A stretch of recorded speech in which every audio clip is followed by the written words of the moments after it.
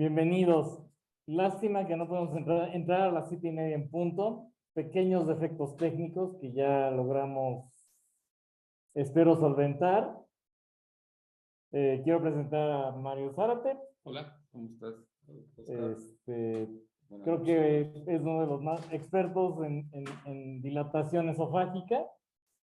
Y no se diga con Sergio Sobrino, quien también ha estado en cancerología y ahorita está en gástrica, en el Ángeles. Creo que su experiencia es vasta. Y vamos a hablar sobre estenosis esofágicas, el manejo, en especial en pacientes con estenosis benignas. Mario, gracias. ¿tú qué Buenas piensas? ¿Con qué empezamos? Pues vamos a hablar ahorita inicialmente de las causas etiológicas que van a empezar a producirnos una estenosis esofágica benigna.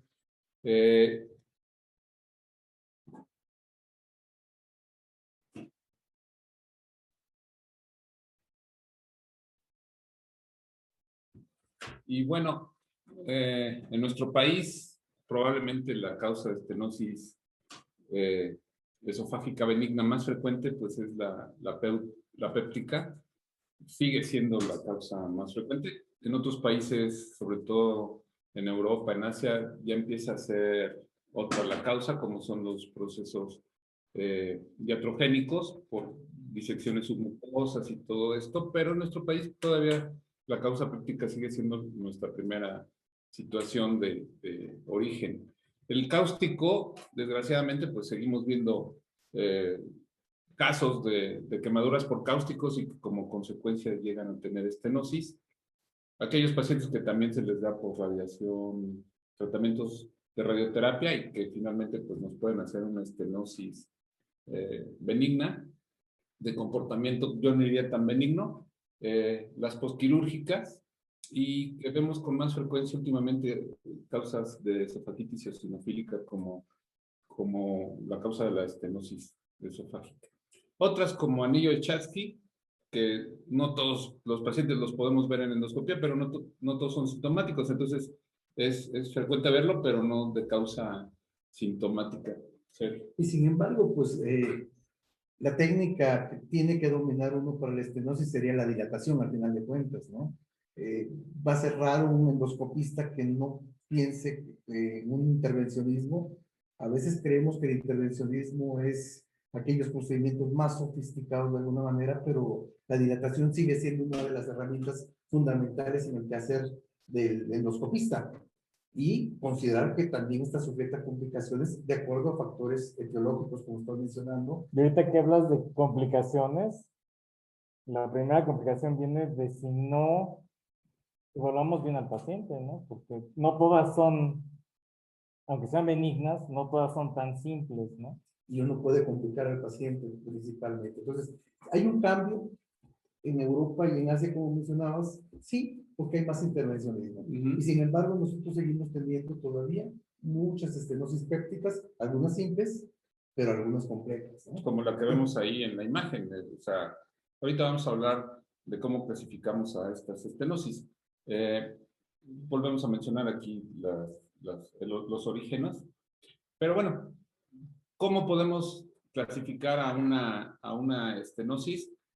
¿En simples o en complejas? Cuando hablamos de simples es porque tenemos una estenosis que es corta, es recta, normalmente permite el paso del endoscopio, son demasiado fáciles de tratar, y bueno, dentro de estas incluyen membranas, anillos y pépticos. El problema lo tenemos cuando hablamos de estenosis complejas. ¿Por qué? Porque estas son difíciles de tratar, son estenosis más largas, tienen una longitud de más de 2 centímetros.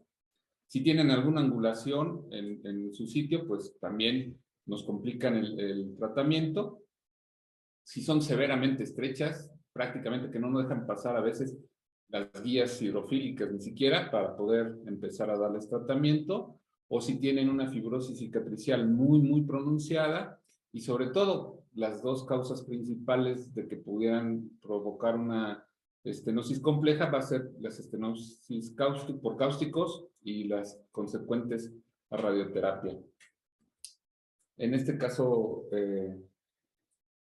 les presentamos aquí un caso de esofagitis eosinofílica que si ustedes ven, de todas maneras, aunque no se ve una estenosis franca de la luz del esófago, el problema aquí que tenemos es la longitud. No sé qué piensa Sergio de esa longitud. Esto es muy importante porque la eosinofílica causa una estrechez larga y a veces produce un esófago más estrecho, así se conoce como un esófago estrecho.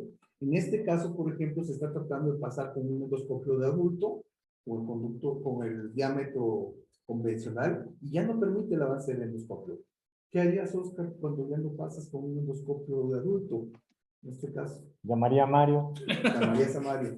Y la otra posibilidad es cambiar de endoscopio, ¿no? Pues, a fin de cuentas, si no pasa el de adulto y tenemos la posibilidad de utilizar uno más delgado, pues tratamos de ver, ¿no? Algo que sí me llama la atención y yo creo que nos ha pasado a todos es que a simple vista no se ve tan mal.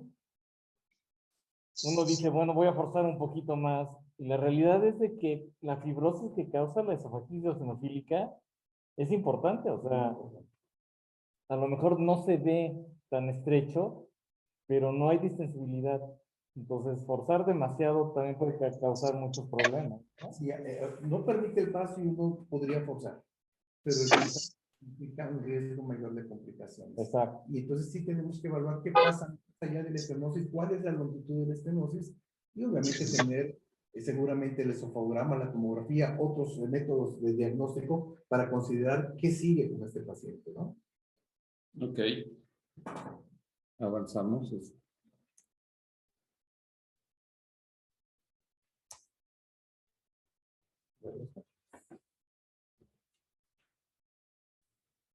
Este es otro caso.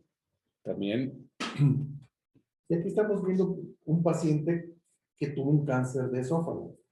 Tiene una esófago gastroanastomosis, se ve la línea de grapas, pero hay una estrechez, ya no hay cáncer. De benigno no tiene nada, pero se puede considerar como una estenosis benigna.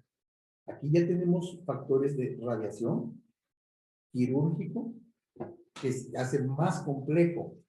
Tratar de no utilizar una guía o no utilizar la fluoroscopía o no saber qué pasa más allá, seguramente va a incrementar los riesgos de complicaciones. Entonces, vean el diámetro, prácticamente apenas pasa la pinza de biopsias, ¿no? Entonces, aquí habría que considerar la evaluación de las características de la estenosis, ¿no?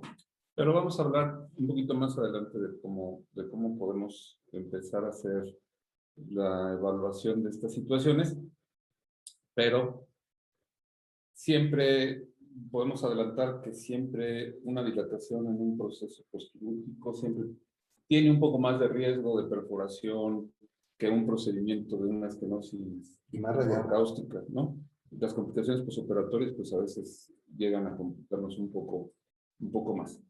Entonces, resumiendo aquí un poquito, volvemos a mencionar de las estenosis simples, normalmente es péptica o por esofagitis eosinofílica, anillos de Chatsky o membranas, y las complejas, como ya mencionamos, pues disecciones submucosas, las anastomosis quirúrgicas, lo provocado por los cáusticos y por radioterapia. Quien honor merece. En el Hospital General de México probablemente era uno de los sitios donde mayor experiencia tenemos en el uso de la dilatación. Mi recuerdo es que cuando estábamos ahí de residentes, lo primero que hacíamos antes de empezar endoscopía era dilatar 30 pacientes antes de empezar las endoscopías. Y bueno, pues el doctor Bernal, en este sentido, pues era quien más experiencia y quien nos pasó todas sus enseñanzas. Y él tenía tiene una clasificación que se puede utilizar también, donde clasificaba a las estenosis como un grado 1, que es una estenosis central, única, corta y elástica, no está deforme, es de corta evolución, y obviamente es una estenosis que se considera simple. El grado 2, que es una central, única, que es corta, pero que por características tiene aumentada su dureza, está deformada con presencia de pseudodivertículos o una angulación y es de muy larga evolución. Ya no se podría considerar simple. Y ya no se puede considerar simple dentro de la clasificación de grado 2. Y ahí vemos un ejemplo claro con la presencia de pseudodivertículos.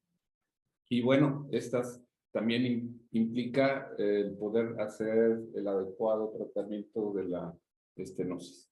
El grado 3, que era la clasificó como una estenosis excéntrica, múltiples pueden ser, es muy larga, rígida, deformada o no. Y generalmente estas se provocaban secundario a quemadura por cáusticos. Y finalmente la grado 4, que era irregular por completo y pues normalmente era secundaria a una estenosis maligna. Ya aquí no se entraba en el terreno de la benignidad. Esta clasificación ya era, ¿cómo se llama? Maligna. Y realmente por mucho tiempo la hemos seguido utilizando porque también tiene bastante utilidad como para planear el tratamiento del paciente. Normar las conductas, ¿no? Norma conductas. Vamos a hablar ya del tratamiento como tal de las estenosis esofágicas, como ya mencionó el doctor Sobrino. La dilatación endoscópica creo que es la base del tratamiento de una estenosis benigna, pero también tenemos algunos otros tratamientos de los cuales abordaremos un poco más. Inyección, incisión o corte radiado, la colocación de prótesis y finalmente pues cirugía. Aquí, por ejemplo, Oscar, el conocimiento de cada técnica. Hay gente que es muy experta en una técnica, pero no domina otra. Uno tendría que conocer las limitaciones que tiene cada quien en una técnica determinada o buscar un entrenamiento en cada una de las técnicas, porque es simplemente riesgo.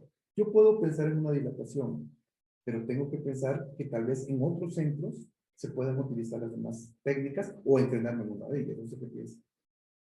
Yo pienso igual, o sea, digo, finalmente, ¿cuántos casos tienes al año o cuántos casos tienes al mes sobre estenosis? ¿Cuál es el tipo de estenosis que tú tienes? Si es como dijo Mario, que al final de cuentas, del 70 al 80% de ellas son simples, pues realmente con una dilatación endoscópica y estar, pues, conscientes con el entrenamiento adecuado, pues digo, no necesitas otra. Y esto lo pregunto porque al final de cuentas la dilatación la vemos como algo simple. En la mayoría de los nos entrenan en esta técnica, pero ese es el punto que queremos destacar en esta conversación que tenemos de por qué o cómo saber que esta técnica requiere un entrenamiento específico, aunque sea una técnica de tan frecuente que creemos que la manejamos perfectamente bien, pero que puede estar sujeta a mucho riesgo de complicaciones. No, bueno, también desde cualquier estudio diagnóstico, el hacer una panendoscopia o una colonoscopia, digo, pues al final de cuentas, cualquiera puede decir es muy sencillo. Sí. Y perforar. Entonces digo, finalmente, todo tiene un entrenamiento y yo creo que la dilatación tiene un entrenamiento, bueno, tiene un estudio, tiene un entrenamiento y tiene una experiencia. Pues no podemos nosotros decir, híjole, ya lo vi en Google y ya voy a hacer una dilatación o voy a hacer una inyección, ¿no? Entonces yo creo que sí es importante eso. Muy bien. Si vamos a tratar una estenosis, pues debemos de tener objetivos para tratar esta situación. Si tenemos un diámetro de la luz esofágica menor de 13 milímetros, pues eso es lo que está ocasionando la disfagia del paciente, que finalmente es lo que tratamos o es lo que tratamos. Entonces, el objetivo del tratamiento es aumentar el diámetro del paciente. Sobre todo se recomienda que sea de 14 French para arriba. Lo recomendable ahora es que sea de 16 o de 18, si puedes llegar a la primera instancia de esa manera. ¿Para qué? Para aliviar la disfagia del paciente, para tratar de evitar complicaciones. Y creo que algo a lo que nos enfrentamos mucho, pues es a la recurrencia a veces de las estenosis, ¿no? De lo que vamos a seguir tratando. Entonces, esos serían los objetivos del tratamiento. Vamos a hablar un poquito de dilatación. La primera opción del tratamiento, yo creo que los que nos dedicamos a la endoscopía, por lo menos debemos de tener o contar con un set de dilatadores Ahorita vamos a ver o hablar de cuál podríamos tener, ¿no? En el armamento de nuestro trabajo. ¿Por qué? Porque finalmente pues es accesible. Podemos llegar hasta el 90% de éxito para tratar este tipo de situaciones y obviamente tenemos un bajo índice de complicaciones, aunque a veces, pues sí, como todo, pueden existir este tipo de complicaciones. Pero ese bendito valor de French Ajá. es el sistema francés. Nosotros utilizamos el sistema métrico decimal y medimos en milímetros. Realmente cuando hablamos de un French, estamos midiendo la circunferencia. Es el número de veces que cabe un French en la circunferencia. Ese es el bendito valor que nos hablaron tanto en la secundaria de pi, 3.1416. Esto quiere decir que 3 French es un milímetro, para simplificar. Pero es un número infinito. Y es interesante conocer la historia de las unidades y el valor de pi. Pero al final de cuentas, esa analogía, hay una medición en French que tenemos que conocerla y hay una medición en milímetros. Para fines prácticos son las mismas, ¿no? Sí, afortunadamente, bueno, los dilatadores antiguos se manejaban en medidas de French. Ahora prácticamente, pues, Los dos. se utilizan los dos, pero prácticamente ya vienen las equivalencias en milímetros. Entonces, pero sí es importante conocer cuánto es un valor. Una sonda de Maloney o una de Horst, que es de 40, ¿a cuánto equivale? ¿Con cuánto vamos a empezar a dilatar con eso? Entonces, como sí debemos de conocer esta medida, bueno, pues ahí se las ponemos. Entonces, un dilatador de 40 equivale a uno de 12 milímetros, tan sencillo como multiplicar 40 por 3, ¿no? Y hablamos ahora sí de los tipos de dilatadores. Pues aquí todavía conocemos, los de ahorita que estamos aquí, pues conocimos por, ¿cómo se llama? Por enseñanza todos los tipos de dilatadores. Habrá gente que todavía no ha podido conocer un Horst, un Maloney.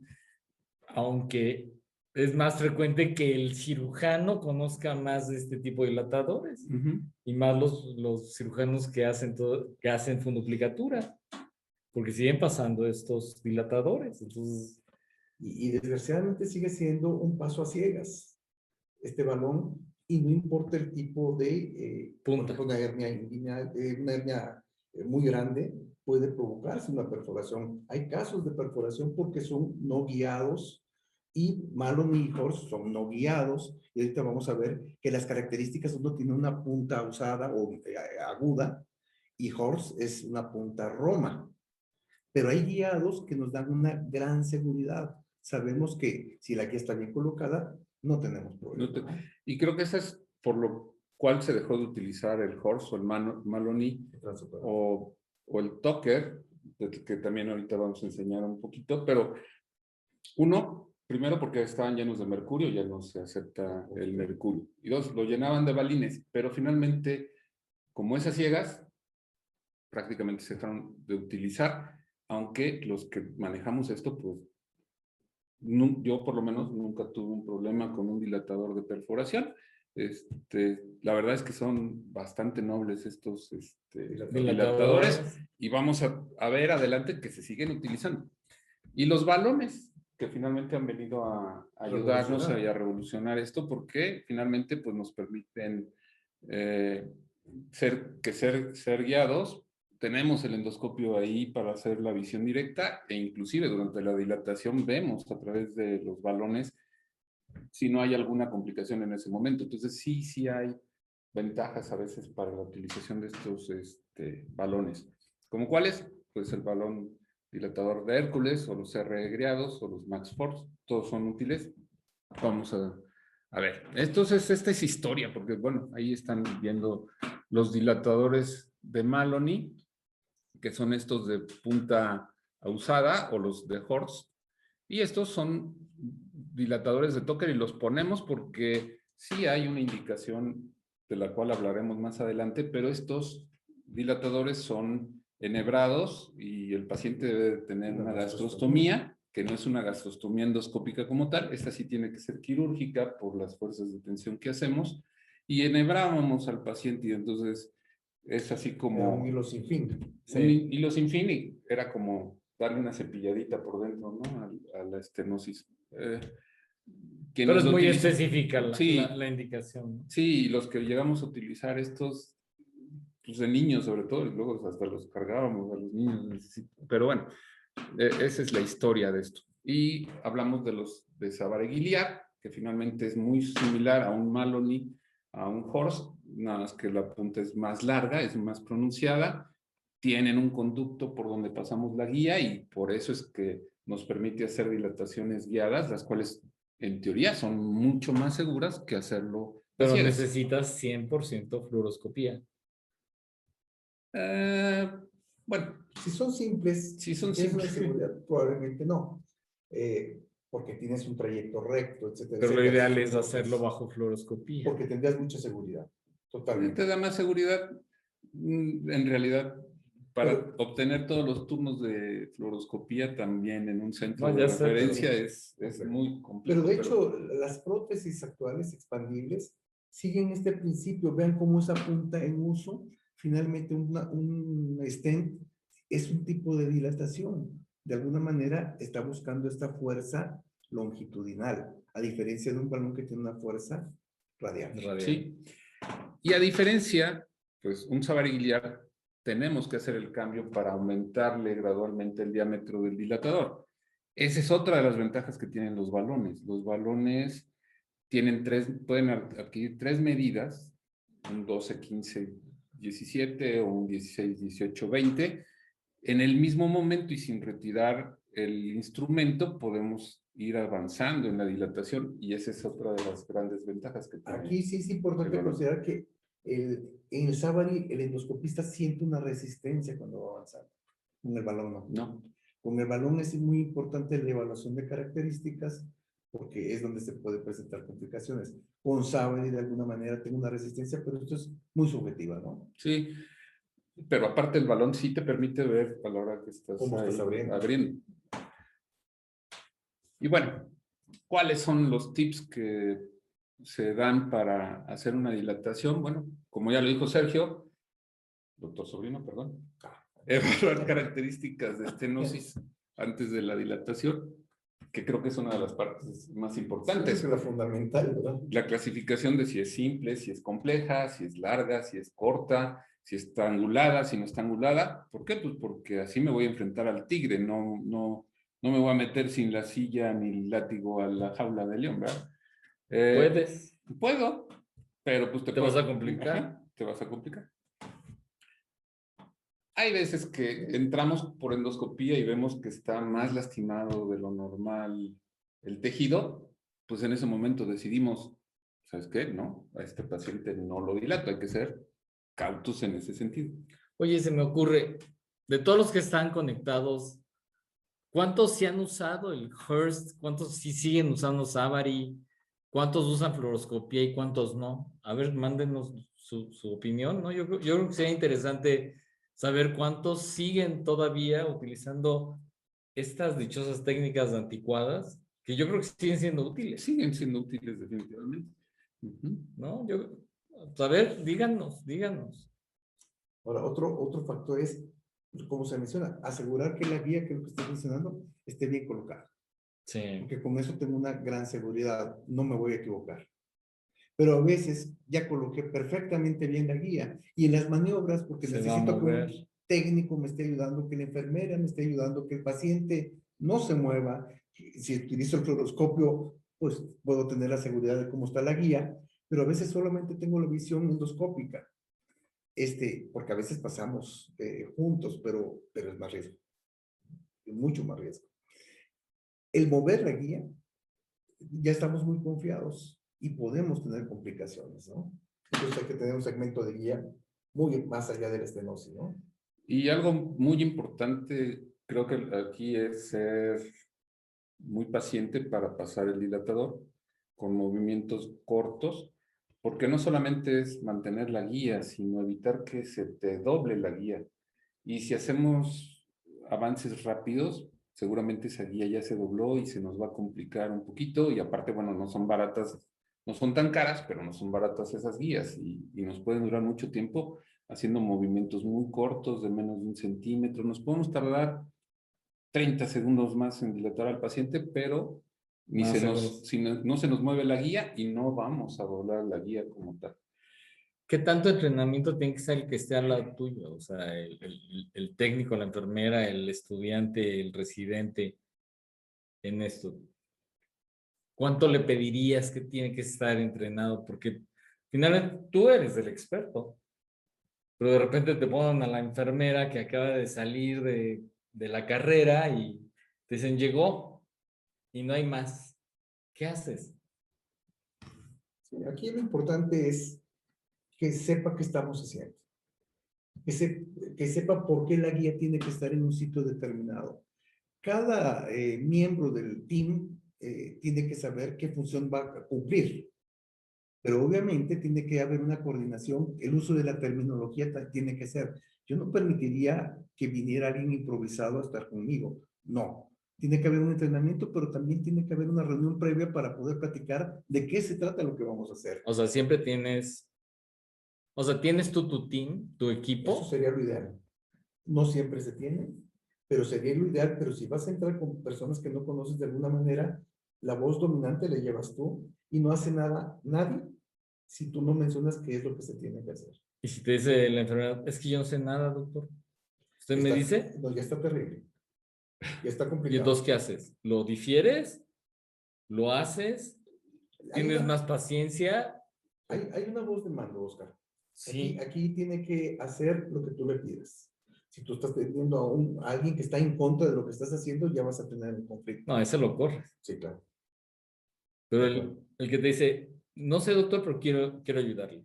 Bueno, tienes que explicarle, supongo. Sí. Ok.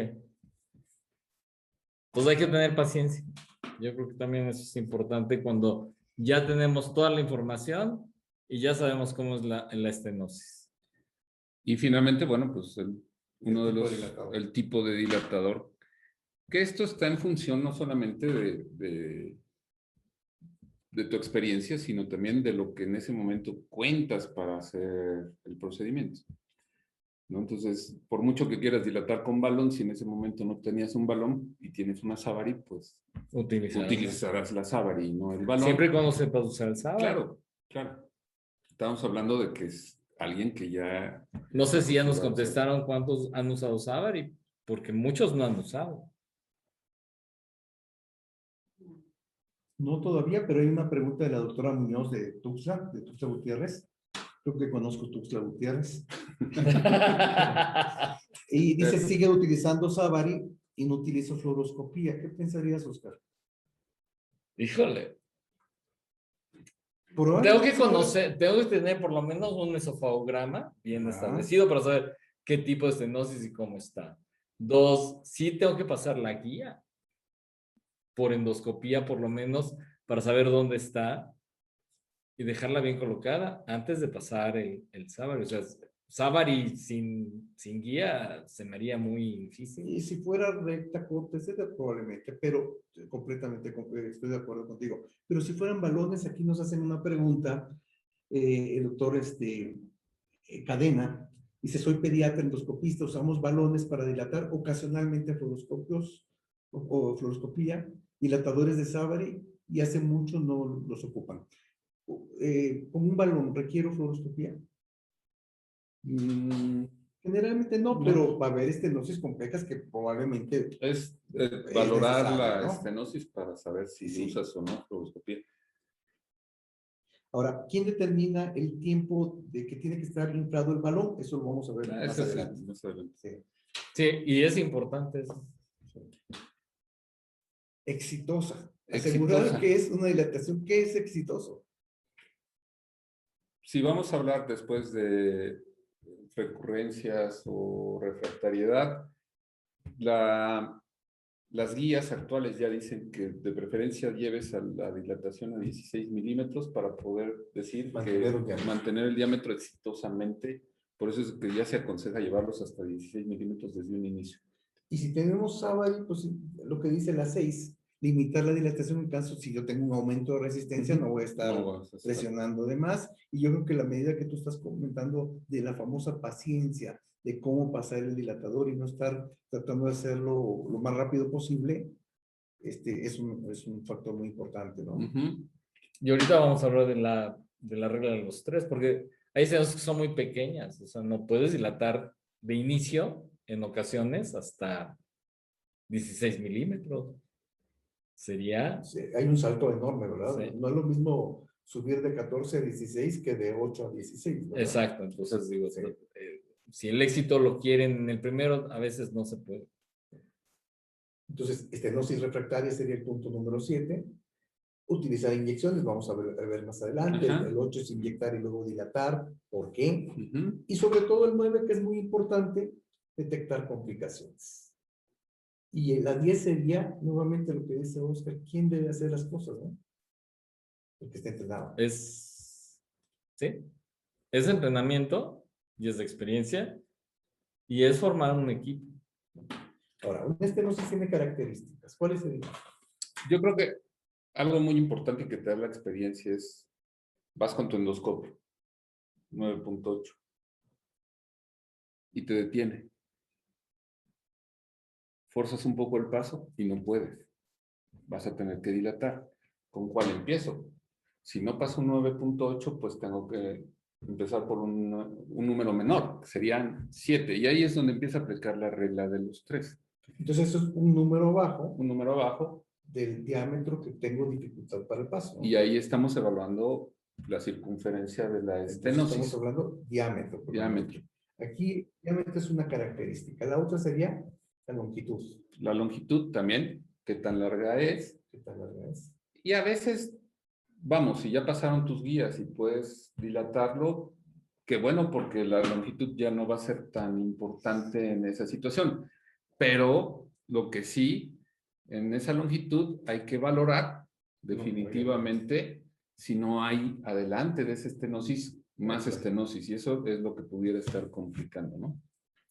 Para esto, entonces, para evaluar la lesión, vamos a ver la localización, la longitud, como ya mencionamos, el diámetro, la configuración, las relaciones. Sí, las relaciones con la unión esofagogástica, Gástrica, por ejemplo, ajá. o el cripo, Por debajo del si está cripo. radiado, si hay fístulas, si tiene quimioterapias, porque ya son pacientes complejos, ¿no?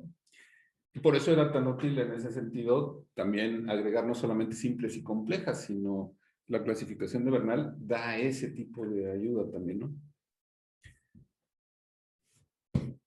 Entonces, ¿cómo hacemos la dilatación de Savart y Gilliard? Bueno, al final de cuentas, el principio es una fuerza radial cortante. Conforme va avanzando, prácticamente va haciendo una fuerza de expansión radial. Y es un aumento gradual de diámetro. En estenosis complejas no podemos hacerlo si no hay control fluoroscópico y mucho menos una guía, ¿verdad? O sea, tiene que haber una guía. Puedo caer en un pseudodivertículo y cubrirme de gloria. Y eso pasa muchos en las funduplicaturas, por ejemplo, pacientes que tienen herniaciones y quieren hacer dilataciones a ciegas, la probabilidad de perforación es muy alta.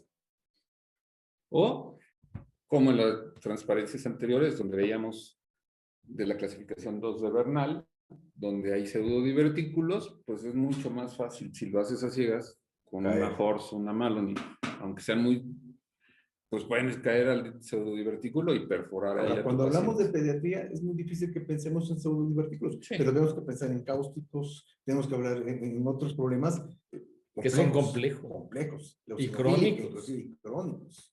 Claro. ¿Y cómo hacemos la dilatación con balón? Pues es igual, medir la zona estrecha del diámetro. Los balones pueden llegar hasta 760 milímetros de mercurio. Y como les explicábamos, pues llegan a tener 3 diámetros, que es... Eso es una atmósfera. El valor de una atmósfera es 760 milímetros de mercurio.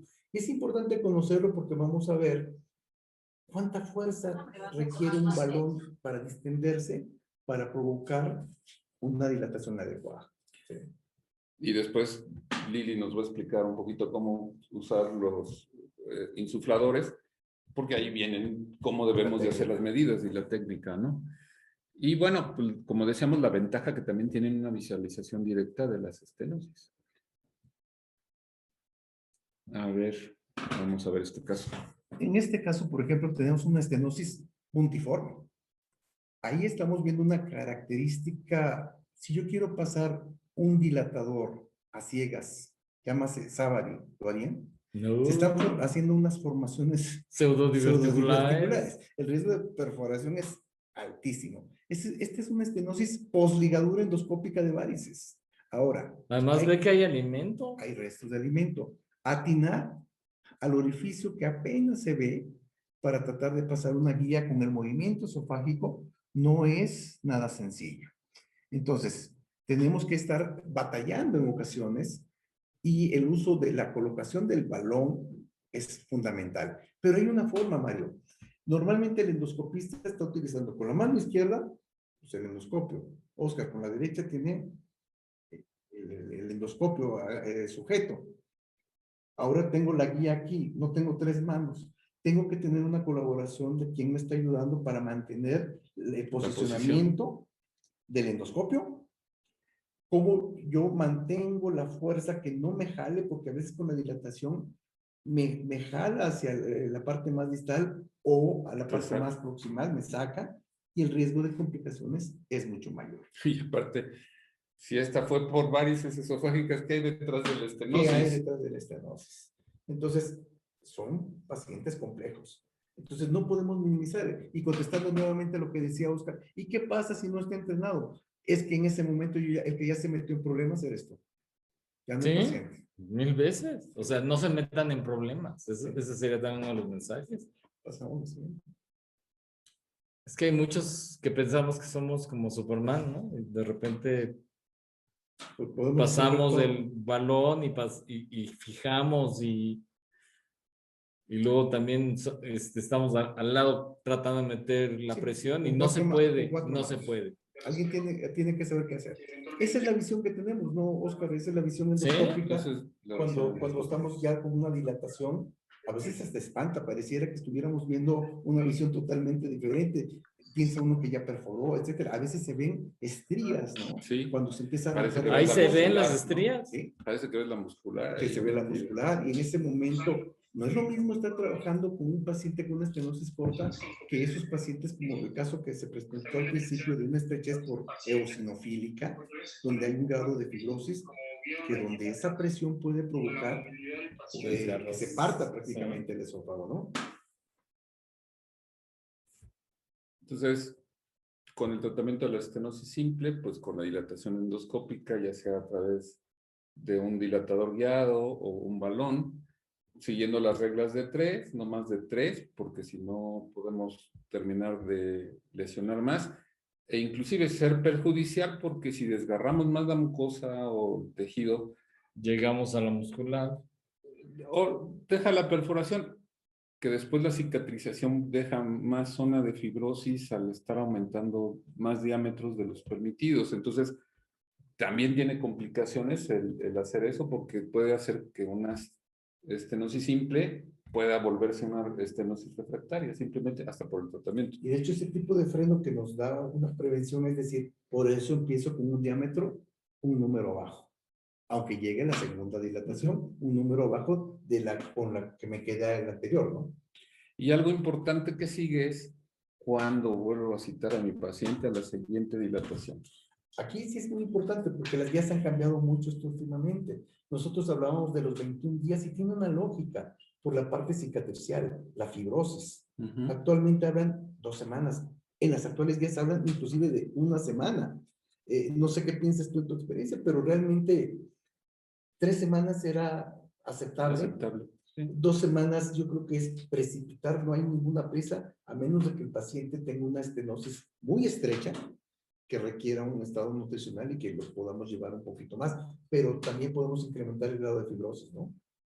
Pero en estos casos, igual tienes que ir ya pensando en otras opciones para nutrir a tu paciente. Sí. Porque aunque lo cites cada semana, vas a tener el mismo problema. Y aunque lo cites cada tercer día, no vas a cambiar nada, o sea, no vas a cambiar aumentar nada. riesgos, ¿no? Exacto. Entonces, sí es importante nutrir al paciente y en ocasiones tenemos que tener un equipo multidisciplinario igual Nutricional. Entonces, de 2 a 3 semanas podría ser algo lógico, Mucho considerando la respuesta curva inflamatoria, de curva inflamatoria después de una dilatación, ¿no? Y también etiológica. No es lo mismo una estenosis péptica que una estenosis por cáusticos. o por radioterapia. Y Entonces, quirúrgica, porque o la quirúrgica. respuesta va a ser, la diferente. fibrosis es totalmente diferente, ¿no? Y obviamente, pues también vemos pacientes que no responden después de 3 dilataciones y que ya empezamos a hablar entonces de lo que consideramos como refractariedad o no. Este caso es la continuación de la dilatación que estábamos comentándoles, del paciente que tiene pues una estenosis, se hizo una dilatación, no mejora, se puso un stent que dura 2 meses, un stent expandible, metálico, totalmente cubierto, que el paciente mejoró, pero al poco tiempo ustedes notan que ven ahí, hay zonas de estrechez, pero varias. Y fibrosis, Fibrosis. y gruesa. O sea, Y gruesa. porque ahí estamos viendo esa banda fibrosa Y gruesa. una pequeña curvatura. Y hay Y varios, angular. y ya hay formaciones diverticulares, inclusive ya no hay, el avance del endoscopio no es tan fácilmente. Aquí dice uno, bueno, ya es una estenosis compleja. ¿Voy a hacer una dilatación sin guía? Error. ¿Puedo pensar en otras opciones? Habrá que considerar porque es un paciente complejo. Vean las zonas de estrechez. Ahí puede quedar un También Savary eso debe ser, fácilmente a ciegas y lo que vamos a empezar a disecar es el mediastino.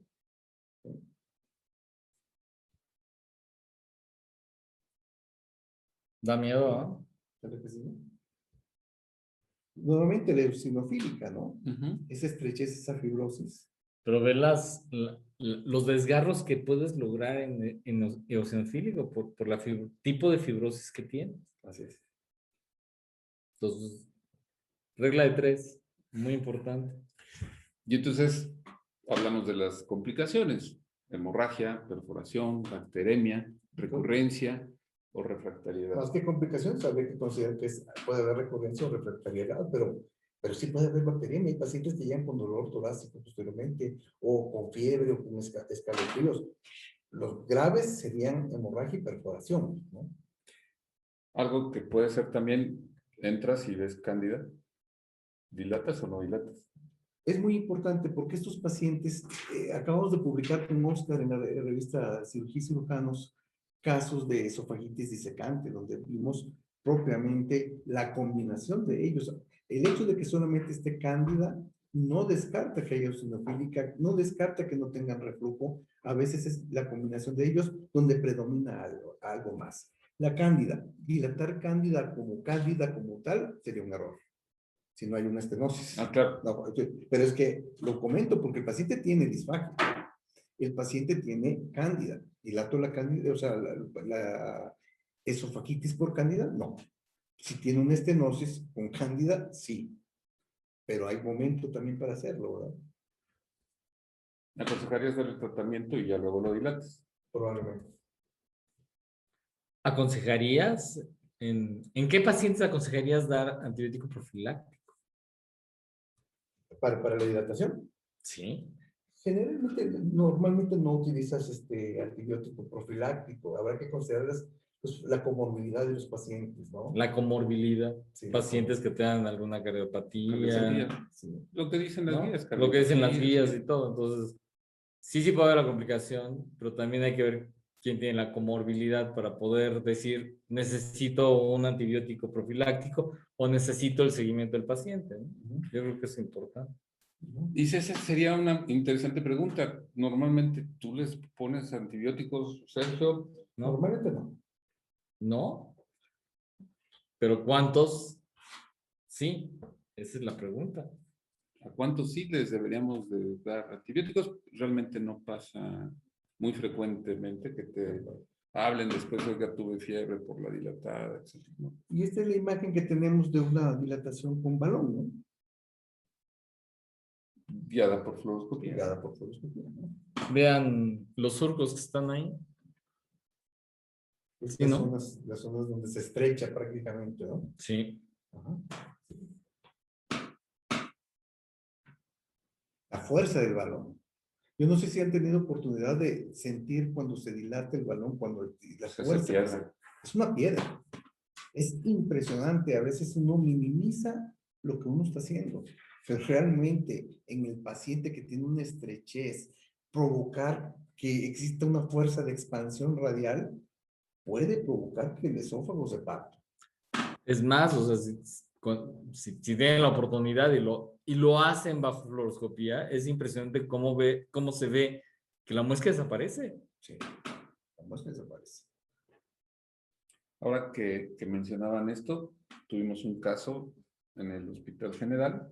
Era una chica enfermera que niña había tenido quemadura por cáusticos y se le había hecho, incluso, era una transposición de colon a esófago cervical y se estenosa. Y bajo fluoroscopía y con todos los lineamientos necesarios y con balón, íbamos apenas iniciando a insuflar el balón, se perforó. Teniendo todos los cuidados. Sí, claro.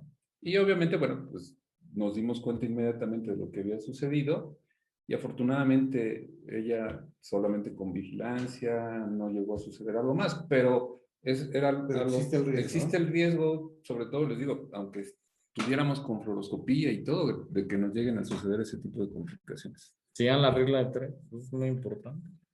Ahora, los balones dilatadores. ¿Qué características? Lilia está con nosotros, Lilia Vázquez de Cook. ¿Qué características podría tener tu balón de diferente?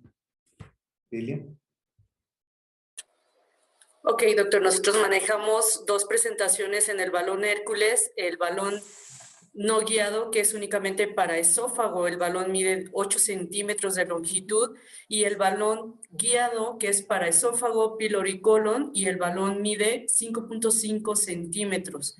Obviamente la longitud es de 2.40 de largo, a diferencia del no guiado.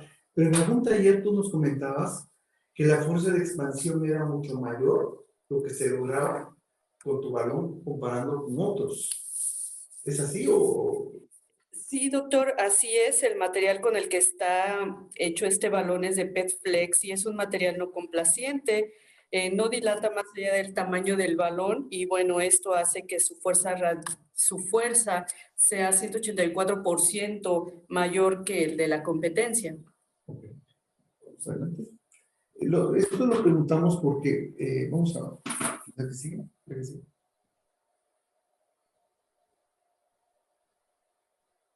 Esta diapositiva es muy importante. En rojo es lo que nos hablas tú del balón Hércules, todo lo que va en rojo. Ahí van a ver un valor que es 2, 4, 6. Estamos hablando de atmósferas. Y se está comparando contra otro balón de otra casa comercial. Vean que para lograr la fuerza de expansión de 18 milímetros, mientras que con este balón se logra con 2 atmósferas, el otro requiere 3. Para llegar a 19 milímetros, 4 contra 4.5, y ya no hay diferencia cuando se quiere llegar a 20 milímetros. Sin embargo, la medición es en Newton, esa fuerza de expansión radial. Vean cómo prácticamente se incrementa en forma muy significativa la fuerza de distensión a menor presión en atmósferas. De alguna manera, lo que nos está hablando es menores riesgos, ¿no? ¿O mayores riesgos? Pues No, para un lado o para el otro, ¿no? Sí. Puedes tener más efectividad. Mayor Pero la efectividad. pregunta sería, ¿podrías tener más riesgo? Lo que buscas es el equilibrio, eficacia y seguridad. Eficacia porque logras una mayor distensión, pero a menor fuerza. Y el tener menor fuerza tiene menor riesgo. Y esto es la imagen fluoroscópica, ¿no? Entonces, ya hablamos mucho de la regla de 3. Decíamos de 1 a 3 semanas hasta lograr, y eso tiene que ver con la etapa de la cicatrización. Pero en la dilatación, ¿hay regla de 3? No. En dilatación no es necesaria la regla de 3, pero sin embargo, durante la misma sesión, si tú tienes 3 diámetros diferentes para poderlo lograr, prácticamente es como una conducta independiente, ¿no? Sí. Hablando de balón, pues llegas con el mismo balón a hacer la regla de Al final de cuentas. Esofagograma siempre en estenosis complejas. ¿Por qué? Porque las características de riesgo y complejidad van a incrementar las complicaciones. Sí, es evaluar tu lesión, ¿no? Ahora, En simples, ¿no? ni siquiera no necesariamente.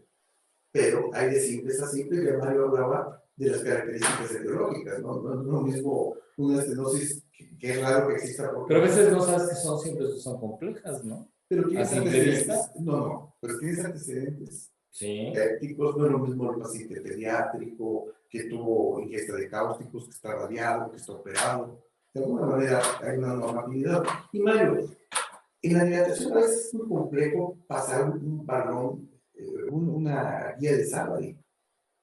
La guía de alambre de Savary es fundamental, pero a veces tienes guías hidrofílicas. Ahí a veces hacemos maniobras como quitar la boquilla, mejorar la posición de la cabeza, porque la fuerza que tienes que sentir es propiamente la resistencia de la estenosis y no de la hipofaringe, ¿no?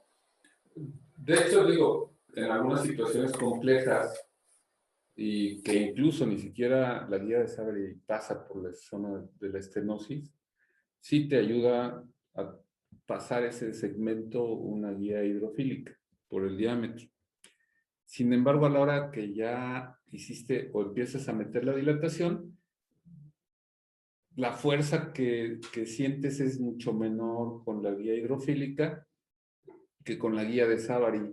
Y como que hay más convexidad, se hace más convexo a veces el paso del dilatador. Y a veces la fuerza la tienes aquí, o tienes enredado prácticamente la guía en el cuello, ¿no? Y tengan cuidado, digo, es una regla básica de la boquilla, pero a veces te traen unas boquillas pequeñitas. Está terrible. Y no pasa ni siquiera pensando que vas a aumentar el dilatador a un, ¿cómo se llama? A un 16, 18. Ahí llega el momento que ya no pasa por la boquilla ese dilatador, ¿no? Sí. Y sobre todo, sí es muy importante la fuerza que nosotros estamos sintiendo a la hora de la dilatación, porque si forzamos esa fuerza excesiva, pues hay más riesgo de que tengamos una perforación. Y si tenemos una verdadera resistencia a la estenosis, no, pues hay que valorarla todavía un poco más. Entonces, de alguna manera ya hablamos de que si no tengo una respuesta determinada para mantener un diámetro determinado, tenemos que pensar en otras opciones. Vamos a la siguiente. ¿Qué es refractario? El doctor Kochman sacó en el 2005 esta como definición de refractariedad, que dice que la refractariedad es la imposibilidad de mantener un diámetro de 14 milímetros después de 5 sesiones y con intervalos de 2 semanas. Que no es lo mismo que recurrencia. Estamos hablando que refractariedad es algo que no podemos seguir haciendo, no alcanzaste. La recurrencia es que una vez que lo alcanzaste, pues otra vez vuelve a presentarse, que sería la incapacidad de mantener el diámetro adecuado de 14 milímetros por más de 4 semanas. Pero es muy subjetivo. Eso es muy subjetivo, e incluso las nuevas guías cambiaron. Y entonces ahora se ha propuesto una adaptación de estas, del doctor Sirsema, con 1 o 2 veces sesiones por semana para hablar de refractariedad y lograr diámetros de 16 y mantenerlos en 16, no de 14 como estábamos.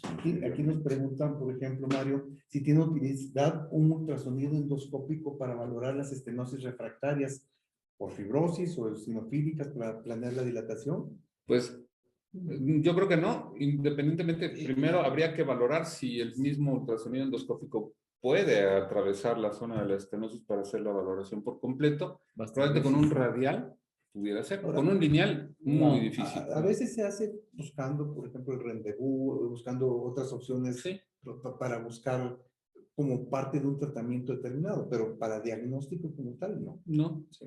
Probablemente que pienses que una estenosis, por más biopsias que le has tomado y tienes la sospecha de que esa estenosis sea maligna, probablemente el ultrasonido lineal con punción, si es que le da la capacidad de poder penetrar, pudiera ayudarte en ese sentido.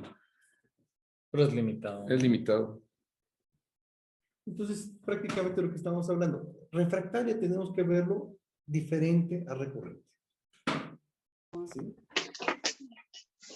Incapacidad. Ajá. Sí.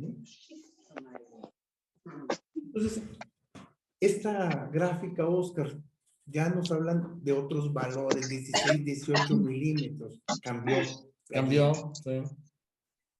Y esto da pauta a decidir con qué sigo. dilatación combinada en los 4 cuadrantes, inyectando qué sustancias. Nuevamente, ¿qué busca la sustancia? Los esteroides, ¿qué es lo que Evitar buscan? fibrosis, Exacto. evitar cicatrización. Digo, pues al fin de cuentas, si lo que va a hacer que vuelva a cerrarse va a ser la misma cicatrización, como había dicho Mario, de que de repente, pues, si lo haces muy seguido, lo más seguro es de que causes más cicatrización. Y por lo mismo, Entonces, es el principio de las quemaduras en piel. Es sí. mantener una cicatrización aguda, que no esté crónica prácticamente. Y por eso escribieron protocolos de investigación inyectando inclusive por vía intramuscular, considerando las dilataciones más la inyección, porque el día 21 era el sitio más importante de la fibrosis que se presentaba, y por eso es que se buscaban estas conductas. Vamos a ver más adelante, Mario. Pero los este principios. cuadro lo que hace es como guiarte después de Que que sigue. ya que sigue. Entonces, recomiendan, si después de una dilatación con Savary y demás de 16, 18, en 5 ocasiones, o balón, si es de origen péptico, pues entonces puedes combinar la inyección de triamcinolona o mitomicina C, etcétera, lo que tengas disponible, porque aparte, pues no creo que tengamos tan disponibles esas sustancias. Si fuera un anillo de Chasky con terapia incisional para estenosis, pues entonces podemos hacer máximo 3 sesiones. Si no es adecuado, bueno, pues entonces podemos hablar de cortes en anillo de Chasky, pero si no, colocación de prótesis esofágicas, de las que hablaremos también un poquitito, o prótesis biodegradables, pero si no, la dilatación personal con estenosis proximales, y si no, cirugía. Claro. Ese sería el algoritmo propuesto ya en la actualidad. La inyección al final de cuentas lo que va a lograr es incrementar los intervalos entre dilataciones, disminuir el número de dilataciones y lograr que el diámetro se mantenga, o sea, sí, que no haya recurrencia y que exista una buena respuesta, considerando lo del éxito clínico, ¿no? Algo interesante es, la pregunta es, ¿inyecto antes de la dilatación o después de la dilatación?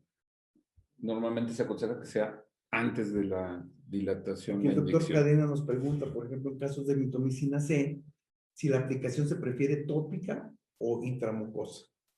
Generalmente es una inyección. Es una inyección. Es de inyección. Sí, intramucosa, con las técnicas de Que inyección. esa es la técnica Sí. prácticamente a la que se está refiriendo. Y es el mismo principio para cicatrices hipertróficas, queloides y quemaduras.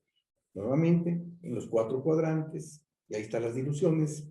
No es que se la aprenda uno de memoria, realmente son casos muy extraordinarios y tiene uno que conocer que existen técnicas. Probablemente el doctor Cadena como pediatra necesita tenerlo más a la mano porque lo usan ellos mucho más frecuentes. Sí. Y del público, ¿quién ha usado triamcinolona y quién ha usado mitomicina? Yo creo que sería interesante también conocer eso. Sí. Incisional. Ese es el corte radiado famoso. Y ese corte radiado nosotros hicimos una publicación como la electroincisión primaria en las estenosis postquirúrgicas. Yo sé que es una fibrosis mucho mayor. Una dilatación no va a responder. Una dilatación produce una fuerza de expansión circular, circunferencial. Pero hay una memoria de la cicatrización. Vuelve a hacer esto. ¿Qué pasa si hago cortes? Prácticamente se pierde ese anillo y ya desaparece la fuerza tensil. Pero hay también criterios.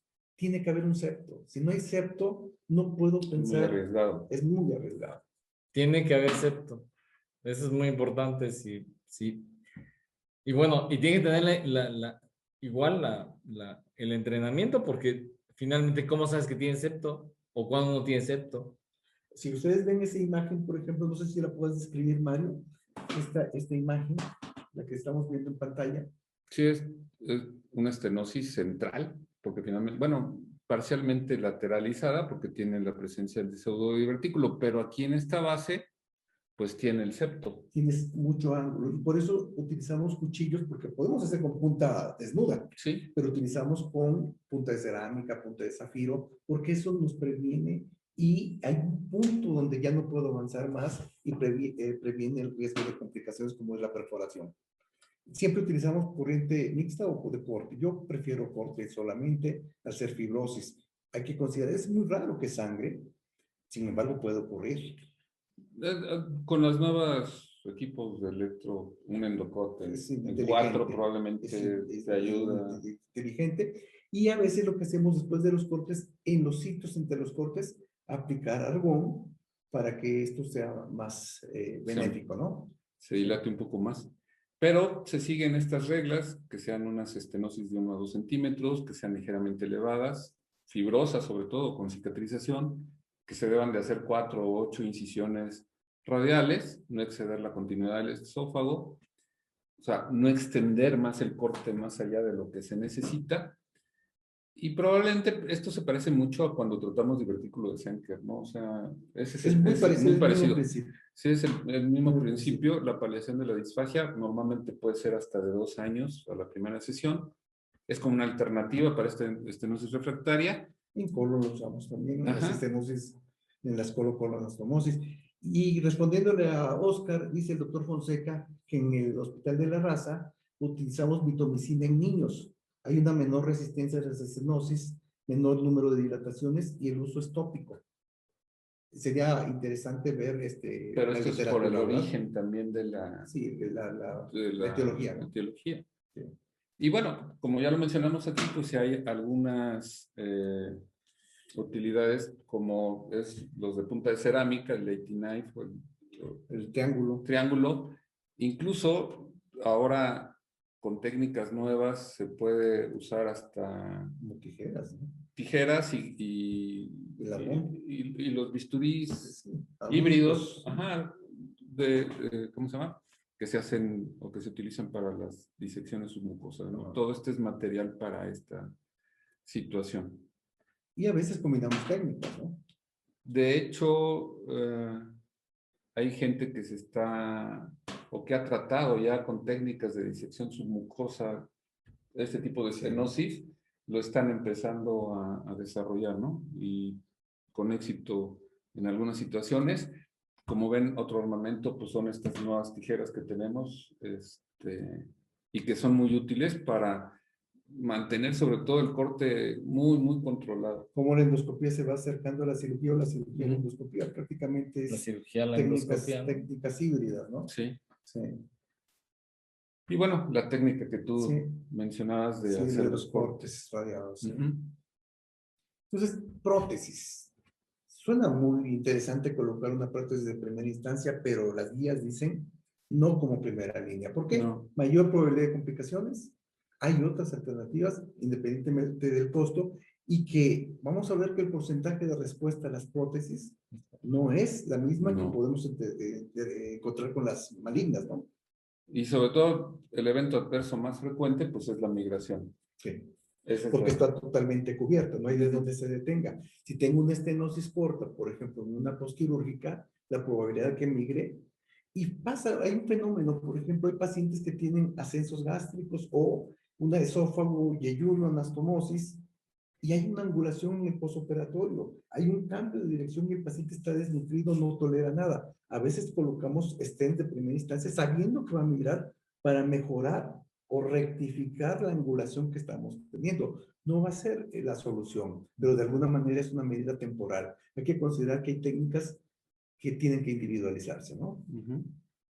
Y el costo también, Claro.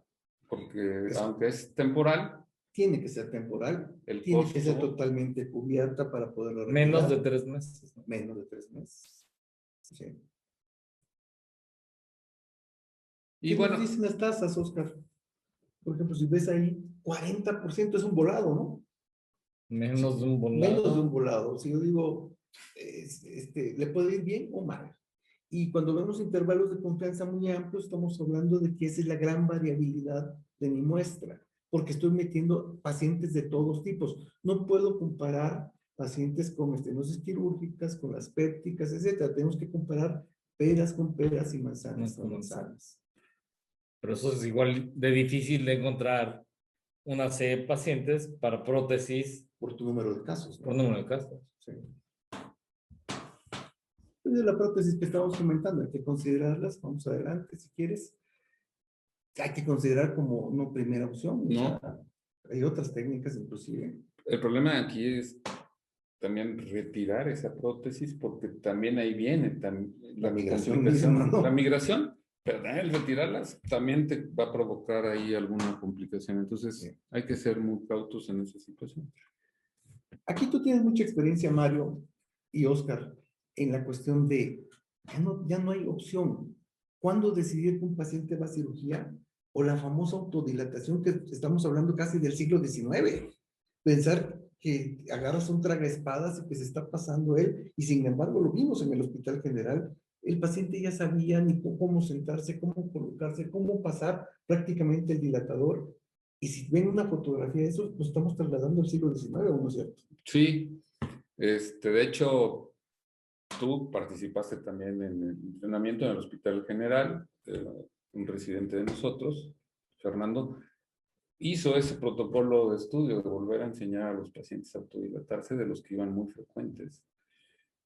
Aquí hay alguna situación en especial porque o se compra su dilatador propio o tiene que ir al centro hospitalario, y cada vez pues es hasta más difícil de conseguir ese Pero tipo de habrá que ver qué dilatadores. tipo de estenosis, ¿verdad? Claro. Y la etiología. La etiología tiene que ser simple, Sí. pero que tiene mucha recurrencia. Y es que a veces les decíamos a los pacientes, o bueno, la realidad es, o te compras el omeprazol o te compras el kilo de tortilla. Claro. Y es que es real. ¿Cómo Es mantienes que a un real. paciente con una estenosis péptica si no puede, pues lo que quiere es comer? O come o Sí. compra el medicamento, ¿no? Entonces, ese es uno de los problemas también importantes que tenemos. Y esta es una pregunta para el doctor Teramoto, que es accionista de Amazon. ¿Dónde venden y de qué marca son las tijeras endoscópicas, Mario? Porque realmente no están al acceso, son prácticamente prototipos o algún nexo que tú tienes en algún congreso. No, ¿cómo que nexo? Este- No, bueno, vamos, o sea, es los Clutch Cutter es marca Fuji y Olympus son los que tienen ese tipo de tijeras. ¿Están accesibles? Están accesibles en México. Fuji, Olympus están ahorita en sus permisos.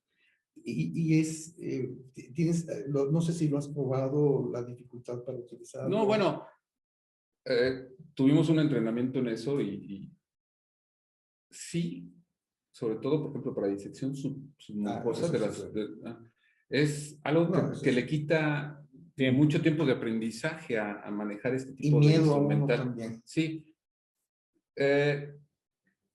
Ya ves, hemos manejado un poquito de divertículos de Senker, no muchos, pero las últimas veces hemos utilizado esta tijera para hacer el corte más profundo, lo tienes de frente, sin tener que hacer técnicas de disección submucosa, pero también dentro de la técnica de la disección submucosa se puede utilizar la es una tijera. ventaja.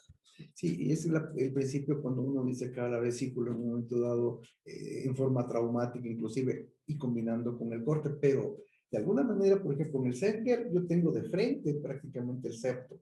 Aquí tengo no. que ver, aquí ya no, aquí ya cambió. Yo creo que pero tiene que ver, tienen esa particularidad de poder girar, rotar. La verdad es que es un instrumental muy bueno. muy bueno. Pero cuando va un paciente a cirugía, complejo, ¿verdad? La respuesta es complejo, pero vamos, que tiene que... si es un niño y que ya tuvo problemas por una estenosis por cáusticos y que es rebelde o con recurrencias o refractario Y no se nutre. pues le van a tener que hacer una cirugía, censo gástrico o una transposición. O sea, creo que es individualizar cada caso del paciente, pero hay casos donde definitivamente la última opción es la quirúrgica, con sus riesgos, con sus complicaciones. Las complejas, ¿no? Los complejos. Principalmente, y las que te están causando más complicaciones. Sí, por tu presencia. Hay un capítulo muy interesante, por ejemplo, vamos a ver las posquirúrgicas, dice uno, ¿qué hago con ellas? ¿No? Sí. Entonces, Y sobre todo, hay que pensar que también una estenosis benigna puede considerarse como una funduplicatura. Y no se manejan de la misma manera. totalmente diferente. A veces es muy agudo, con cuadros con una valvulación inclusive, ¿no? Ujú. Y a veces uno escucha en los congresos, sobre todo en áreas quirúrgicas, de hacer dilataciones, implementar la fuerza para poder lograr tal cosa. Realmente no es así. O sea, cuando hay una rotación, cuando hay una migración, nosotros publicamos en la revista de Gastroenterología de México recientemente los criterios de los pacientes postquirúrgicos complicados y cómo estudiarlos. Tú participaste, Oscar, y cómo es importante otras áreas como el esofagograma. Tú eres experto en lo de manometría inclusive, y considerar el origen de las estenosis para darle una solución posible, ¿no? Definitivamente, digo, al final de cuentas, si tú dilatas un paciente posquirúrgico de fundoplicatura, de repente complicas más al paciente. Si se tiene que volver a operar un redo, como le llaman los cirujanos, va a encontrar más fibrosis, o sea, vas a complicar la cirugía también. Entonces, a veces es mejor no hacer esto y esperar a la cirugía. Inclusive las famosas bandas gástricas. ¿Cuántos problemas tuvimos con las migraciones? Las migraciones. Y las rotaciones. Sí. Entonces, volviendo al tema de que a quien se lleva a cirugía, pues es cuando hay una estenosis refractaria que es muy extensa, que le afecta mucho ya la condición del paciente, y antes de que llegue a estados de nutrición severa, donde ya no se puede operar por esa situación, pues hay que llevarlo. Pero lo más importante, que el paciente quiera someterse a la cirugía, ¿no? Y el problema es que cómo regresar a que el paciente pueda comer por la boca, ¿no? Y bueno, pues sí van a autodilatarse los pacientes finalmente, pues porque Es una herramienta. ese es el placer. Esa es una herramienta. Quitarles el placer de la comida, pues. Sí. Entonces, esta gráfica, Oscar, resume de alguna manera todas las posibilidades de estenosis y cuáles son las etapas. No sé si quieres comentar algo respecto a esta gráfica. Como dicen, digo, la primera parte, que es la más extensa, es definir simple, compleja, a través de etiología, longitud y diámetro, ¿no? Es lo que habíamos dicho. Y a partir de eso vas viendo cuáles son tus opciones. Digo, lo que más utilizamos, dilatación de Savary o balón, ¿no? Digo, finalmente, ¿cuándo lo vamos a usar? Es la etapa 1. Si el 70-80%, o sea, el 70-80% va a responder con esto, va a ser más que suficiente. Ahora, va a repetir, no va a mejorar, no va a abrir, va a caer, y ya tienes que ir pensando en otra opción. O sea, dilatas, inyectas, dilatas, y si ves, híjole, una banda, como tú dices, de fibrosis, digo, puedes ir pensando en lo corte radiado. Se va haciendo más complejo más adelante. Sí. Etapa 3. La etapa 3, el paciente no está respondiendo y el paciente, híjole, ¿qué vamos a hacer como última opción? Ponemos un stent, sabiendo que eso es temporal, caro y con ciertas complicaciones. Y que no responden al 100%. Y que no respondan al 100%. O vas a seguirlo dilatando o lo mandas a cirugía, sabiendo riesgos y beneficios, porque al final de cuentas hay muchos pacientes que sí tienen una morbilidad muy importante, ¿no? Y la cirugía y la autodilatación, que ya mencionaste, ¿no? Entonces, el problema principal es que seguimos comparando etiologías diferentes. Y como planteaban en pediatría el doctor Cadena, o lo que estaba preguntando la doctora Muñoz, etcétera, etcétera, son para etiologías totalmente diferentes. Entonces, hacer esas combinaciones para hablar de costo, efectividad, seguridad, tolerabilidad, eficacia, va a depender de la característica de la estenosis. Y para concluir, vamos a lo siguiente, es determinar la severidad, la persistencia, la efectividad a largo plazo. Pero sobre todo, como mencionabas, Oscar, el entrenamiento, no hay más. Es una técnica que no podemos minimizar, todos lo hemos hecho, pero de tan frecuente que es, pensamos que la conocemos perfectamente bien. Si nos va muy bien, no tenemos problema. El problema empieza cuando creamos una complicación. Y el problema también es cuando no detectamos a tiempo una complicación de lo que hacemos. Imagínate una crepitación en el cuello, Mario, o sea, es terrible, ¿no? ¿Por qué te agarraste así? No, pues sí se Porque siente nos ha que, pasado sí, a se todos siente que una algo sube, dilatación. ¿verdad? Sí, claro. Pero, ¿cómo se llama? Pues Digo, cuando se te complica algo, pues es... Es terrible, o sea, es terrible, o sea, y el que no hace, no le va a pasar nada. ¿Sí? O No, sea, el que no maneja, no seguramente, choca. sí, sí, eso es evidente. Tenemos que estar preparados para las complicaciones, pero sobre todo detectarlas a tiempo. Y sobre todo, siempre nos hablan, y suena como una frase muy dominguera, un manejo multidisciplinario.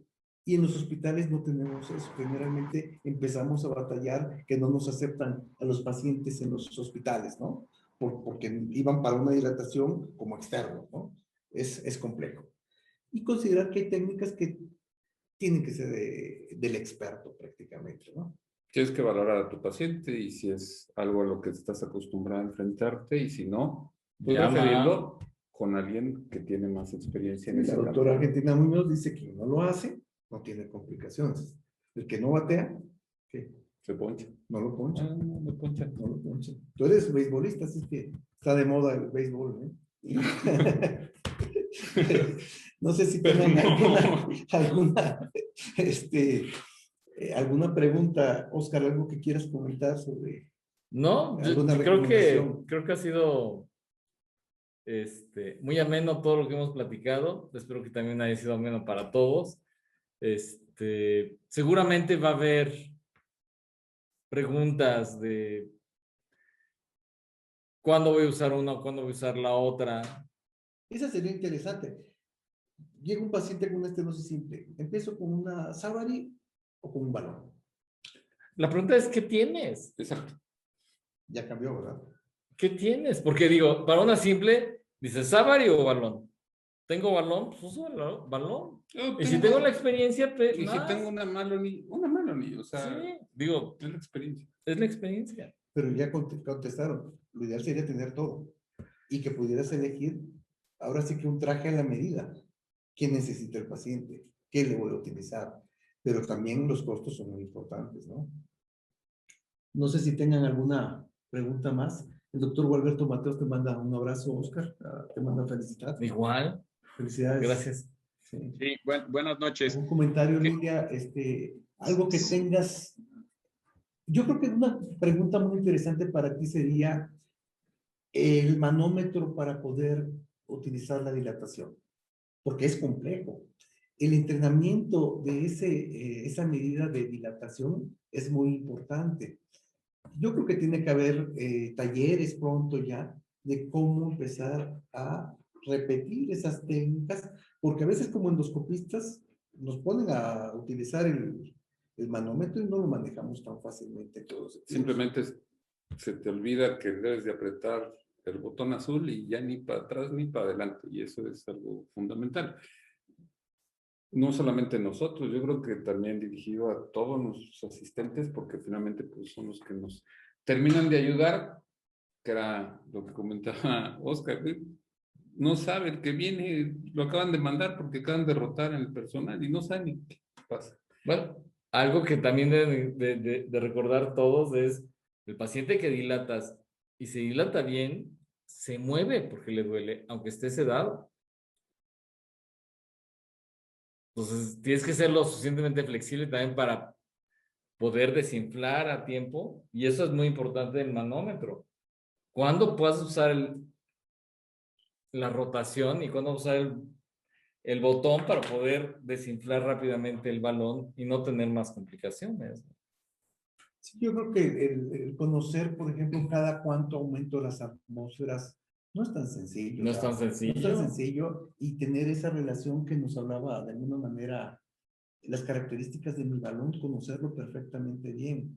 Si yo solamente utilizo un tipo de balón, cuando me dan otro, porque es el que está en existencia, quiero aplicar las mismas medidas y ya vimos que hay diferencias, Lilia, en la cuestión de los balones. En el caso del tuyo, por ejemplo, necesito una menor fuerza en atmósferas para lograr una hidratación. Y acuérdate que hay ayudantes que son muy insensibles, o sea, pasan del 1 al 4 Y te tratan mal también. también. No, pero sí, digo, finalmente se le hace muy fácil decir de 1 a 2 y de 2 a 3. Ahora, pero es la presión diferente. La pregunta la dejamos volando. ¿Cuánto tiempo tiene que durar la dilatación? Normalmente aprendimos que eran 2 minutos con el balón. ¿qué nos puedes decir? ¿Cuánto tiempo mantengo el balón dilatado? Porque tú nos hablabas de 1 minuto inclusive. ¿Pero por qué? Porque en lo que se ha promocionado de alguna manera de las diferencias de los balones es que este mantiene una fuerza de expansión hasta de ¿cuánto? 154 veces más. Más. Entonces, necesito menos tiempo, 1 minuto. Cuando con otros balones necesito 2 minutos. Con esto necesito 2 atmósferas, cuando con otros necesito 3. Entonces, volver a conocer los instrumentales, no solamente el médico, también el técnico, también el enfermero, porque esto hace la gran diferencia, ¿no? Sí, yo creo que esto no es un sistema complejo, al contrario, es muy sencillo, ya cuando uno lo conoce, y por eso la importancia de que nosotros, bueno, en la parte educativa o con mis compañeros en la parte de venta, es importante que se le explique al asistente, sea enfermero, sea técnico, o a los residentes o a ustedes mismos como médicos el manejo. De verdad es muy simple y el realizar una buena purga al balón, eso también es muy importante. Entonces, conociendo el dispositivo, cómo manejarlo Nos sin estás ningún problema. ganando una pregunta de nuestro querido amigo Carlos Tonéis, que habla de Colombia. Dice, buenas noches, recomendaciones cuando se utilizan los dilatadores que pasan a través del conducto de operaciones del endoscopio. Sí, no puedo, por eso es que se habla mucho, si ya lo utilicé una vez, tratarlo de pasar a través del conducto, voy a dañar el conducto de operaciones del endoscopio. Y al retirarlo, ya lo inflé. A veces tengo pistolas especiales para poder succionar totalmente y siento que todavía se hace más arrugado prácticamente el balón y no sale. ¿Y qué hace el endoscopista? Prácticamente pone el pie izquierdo sobre el mando y jala prácticamente esto y vamos a dañar esto. Tienes este manómetro tú que de alguna manera nos comentabas en alguna ocasión que provoca que la succión desinfla completamente el balón y prácticamente la salida del balón dentro del conducto de operaciones ya no tiene mayor resistencia. ¿Es así? Sí, bueno, de hecho, al iniciar a conectar el balón y antes de pasar a través del canal de trabajo hay que realizarle una presión negativa. Posteriormente Lubricar. ya... Tiene una lubricación previa el balón también. El balón ya está de nuevo, ya viene prelubricado, pero aún así pueden colocarle más gel para que pueda pasar más fácilmente, se deslice a través del canal de trabajo. Es desechable. Y agregaría algo más, y lo han vivido ustedes también con una pinza de biopsias cuando estamos casi en retroflexión, por ejemplo. Tratar de pasar un instrumento cuando está... tienes que corregirlo. Hay que corregir la posición. No debo sentir resistencia. Se supondría que el balón debería avanzar sin dificultad. Sí, pero hay veces que por más que quieras extraer todo el contenido de agua, con los insufladores, ¿no? En lo personal lo que hacemos es poner una jeringa de 20, tratar de succionar, y si aún así no es posible, mejor extraes tu endoscopio y ya afuera, pues sí, tú mismo con tus dedos tratas de introducir ya en el conducto de operación el balón y ya es un poco más fácil, a diferencia de estar peleándote por sacarlo, ¿no? Entonces, acuérdense que cuesta más el endoscopio o el balón. Claro. Inclusive la guía, por ejemplo, que tú hablabas, un mal posicionamiento de la guía porque esté doblada, voy a tratar de pasar el balón y tengo una dificultad. No sé si conteste esto de alguna manera, Carlos Alberto, un saludo. Y Gastón nos está preguntando, lo más recomendable para el corte es corriente de corte. Depende, también depende del equipo que tengas. Si tienes ya de unidades inteligentes, con ponerle la selección te va a dar lo que necesitas. Generalmente utilizamos corriente, yo prefiero de corte. Es un corte más profundo de alguna manera y es un septo al final de cuentas. Pero si tienes la función de endocort, pues puedes tener esa función del 4, donde sí te da un corte más rápido, pero también hay una pequeña coagulación y puede ser más seguro, ¿no? Más seguro, sí. Doctor Sobrino, hay otra pregunta del doctor Jesús Ibarra. Para evaluar de forma más adecuada la estenosis con RX, ¿qué contraste recomiendan? ¿Bario o hidrosoluble? Generalmente Vario. utilizamos, o sea, el vario te va a dar una característica nítida, pero yo no dejo a un lado la tomografía tampoco, ¿verdad? O sea, la tomografía también te da en algunos casos. En algunos, pero creo que sí es un poco para valorar así, efectivamente, Sí, sí, el vario. Vario. Antes o después de la endoscopía. Ah, no, bueno.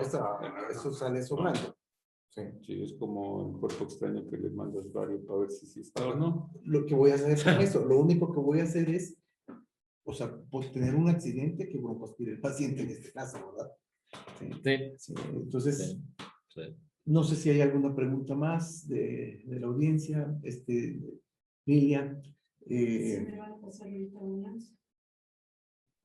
Sí, ¿me escuchan?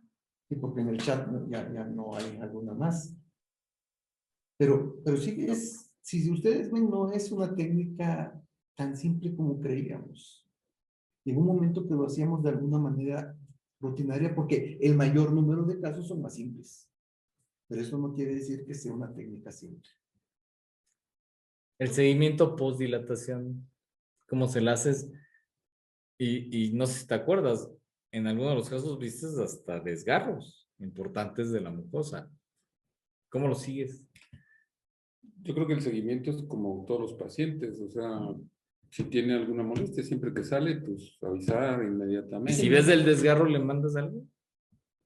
Generalmente no, son desgarros muy superficiales. Si no, ya estás hablando de complicaciones propiamente. O va a sangrar o se va a perforar. Microperforaciones puede haber, pero si un paciente tiene síntomas, un dolor persistente, fiebre o crepitación, pues ya estamos hablando de complicaciones. Pero eso no se presenta luego. No, no. ¿Qué pregunta? La siguiente pregunta del doctor Diego Díaz. ¿Qué manejo sugieren en un paciente en quien se realiza un ascenso gástrico y que posteriormente desarrolla estenosis anastomótica? Sí, es muy interesante. Para mí, nosotros tuvimos en cancerología mucha oportunidad de ver estas características de pacientes.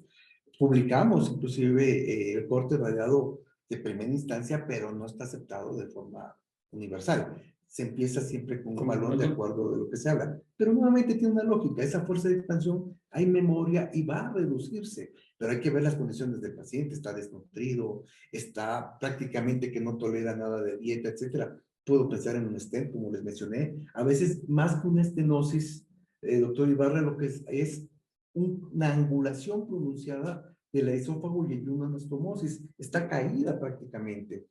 Entra uno con el endoscopio, entra perfectamente bien. Se sale y el paciente está igual de sintomático. Da uno medio de contraste y resulta que se queda ahí estrangulada. Entonces, es un problema técnico quirúrgico. La pregunta creo que fue de ascenso gástrico. Ascenso gástrico. Entonces, como les digo, el ascenso gástrico. Bueno, es más alto, más alto todavía. Pero un balón aquí también tiene riesgo. Claro. Pero si yo tengo un septo, probablemente podría considerar el corte. El corte. Y por último, nada más como comentario a lo que preguntaron anteriormente, la doctora Ana Guadalupe Ramos del Hospital Valentín Gómez Farías. Ella menciona que aún ellos utilizan Savary y balón dilatador. Y el doctor Enrique Paredes, excelente discusión. Saludos, Enrique. Saludos. Saludos, Enrique. No, bueno, pues saludos, Enrique. A todos. A todos, saludos. Sí, Saludos a no, todos. me refiero porque Sí, tiene ya tiempo sé. que no vemos a Enrique, se ha escondido y nos da gusto saludarlo, ¿no? Sí, en realidad, yo creo que al final de cuentas, tengo balón, tengo que saber usar. Tengo Savary, tengo que saber usar. Y ojalá algún día pronto ya se puedan hacer Los talleres. los talleres, ¿no? Creo que Fernando va a dar el visto bueno pronto para que ya empezamos con los talleres. Y esto va a cambiar de alguna manera. Cuando sea el semáforo verde. Semáforo verde, buscamos grupos pequeños, que haya el incremento del N, que son las repeticiones en el modelo, donde ahí sí nos podemos equivocar, inclusive forzar complicaciones en el modelo, simular complicaciones y cómo resolverlas. Esto es muy importante. Bueno, sí. Ok. Pues yo les agradezco a ustedes como Muy- amigos. Estuvo Igual. muy padre aquí el convivir con ustedes. Muchas gracias a todos por su permanencia, por su aguante y pues nos veremos en la próxima. Muchas gracias. Muchas gracias a todos. En la próxima. Muchas gracias. Fernando, ¿algún comentario, por favor?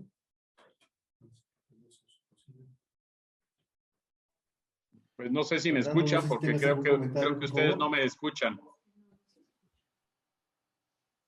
No sé si puedan prender sus bocinas. Bueno, está agradeciendo Fernando.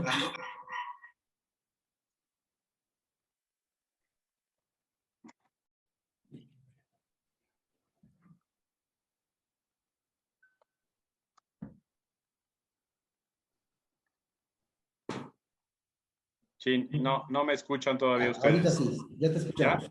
Ya. Bueno. Bueno, pues primero, muchas gracias a los tres. La verdad es que, como siempre, ha estado muy amena la plática, la discusión entre ustedes. Creo que eso realmente es muy agradable. Y por otro lado, en lo que estabas diciendo ahorita, Sergio, en relación a los cursos o a los talleres, bueno, ¿qué más quisiéramos que poderlos hacer ya?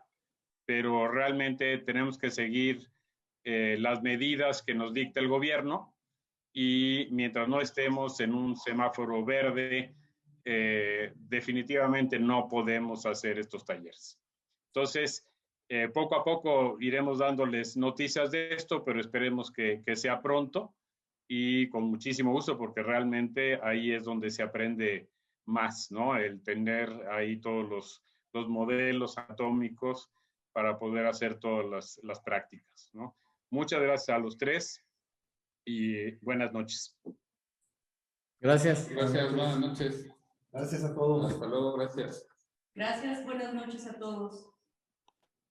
Gracias. Hasta luego.